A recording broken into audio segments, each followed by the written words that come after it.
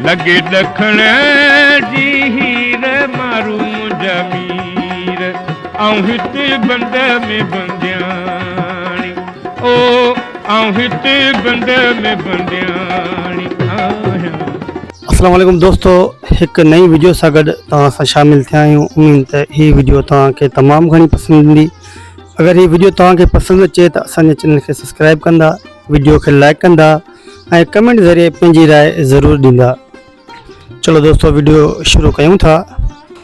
दोस्तों सिंध जो मशहूर रागी फोक फनकार उस्ताद मोहम्मद यूसुफ जे बारे में अॼु तव्हांखे असां ॿुधाईंदासीं। हुनजी मुकमल डॉक्यूमेंट्री तव्हां ॿुधी करे दिल ख़ुशि कंदा। दोस्तों उस्ताद मोहम्मद यूसुफ 14 जनवरी 1940 ईस्वी ते सिंध जे शहर हैदराबाद में 3 नंबर तला जे दीन अली शाह पाड़े में ॼाओ हो। दोस्तों संदसि पीउ जो नालो लौंग अली मंगराड़ हो। दोस्तों लौंग फ़कीर बेहतरीन फ़नकार भी हो ऐं ॻाईंदो बि हो, पर भलो ढोलक नवाज़ भी हो। लौंग फ़कीर ढोलक नवाज़ पिण हो, पर रेडियो पाकिस्तान जो मुलाजिम भी हो।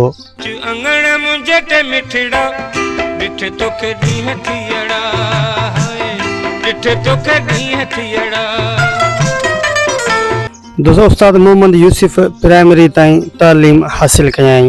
उस्ताद गुलाम हुसैन उर्फ बीबी खान खां राग जी सिख्या वरिताई।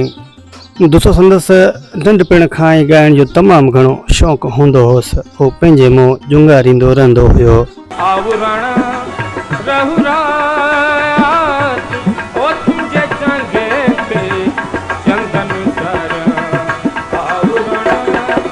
ऐं दोस्तों हुन खां पोइ उस्ताद उमैद अली खान, उस्ताद मुबारक अली खान ऐं हिन सभ खां वधीक सिख्या उस्ताद मंज़ूर अली खान खां वरिताई।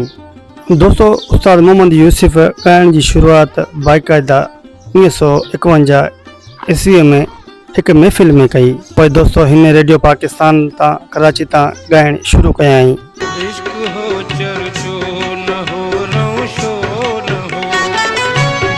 जो शोलो हो गुलदस्तो न हो, बाह जो शोलो हो गुलदस्तो न हो, इश्क हो चर्चो न हो।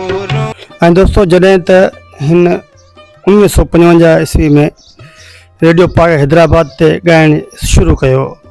दोस्तों उस्ताद मोहम्मद यूसुफ पाकिस्तान टेलीविज़न ते बि ॻायो ऐं दोस्तों केतिरनि ई फिल्मनि में पिण ॻायाई। दोस्तों उस्ताद मोहम्मद यूसुफ के तमामु घणो सिंध जी आवाम पसंदि कंदी हुई। अॼु जे ताईं हुनजा कलाम तमामु घणा मशहूर ऐं मक़बूल पिण आहिनि। हिन जो राग बि तमामु सुठो हूंदो हो। परची जिवें परचाव आखे तमेड़ भिचाव तेडे तडे ते आव माफ़ी घिना टेक जे तूं परची। ही सिंध जो फोक फनकार हो।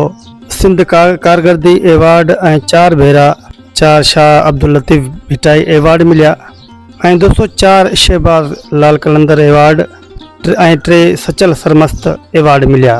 दोस्तों उस्ताद मोहम्मद यूसुफ के इहो बि एज़ाज़ हासिल आहे त सभ खां पहिरीं शाह लतीफ़ एवार्ड खेसि पहिरीं ई मिलियो आहे।